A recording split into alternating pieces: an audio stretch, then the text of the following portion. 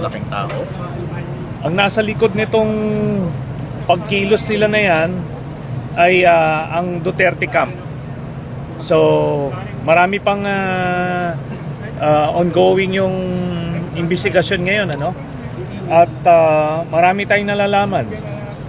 At kinalaunan, ito sasabihin ko sa inyo, ilan dyan sa 18 ex-soldiers na yan ay aamin kung sino talaga ang nasa likod nito at anong plano nila at kung ano man ang ibinigay sa kanila para kapalit nitong paglabas sila doon sa press con. So may nagpahayag sa inyo na magsasabi ng gano'n? Lalabas na lang yan, lalabas na lang. Antayin nyo yan. Ganun talaga, doon talaga uuwi yan.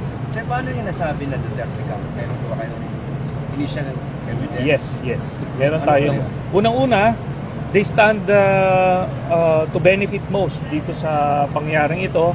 Tapos, marami nang nakalap na ebidensya, no, impormasyon na nagtuturo doon sa grupo nila.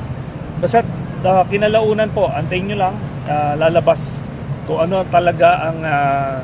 kung sino ang nasa likod nito, magkano ang buong proyekto na yan, ano ang kapalit dito sa mga ginawa nila, at yun, kung sino ang nag-finance. Sir, Ombudsman di po niyo already admitted na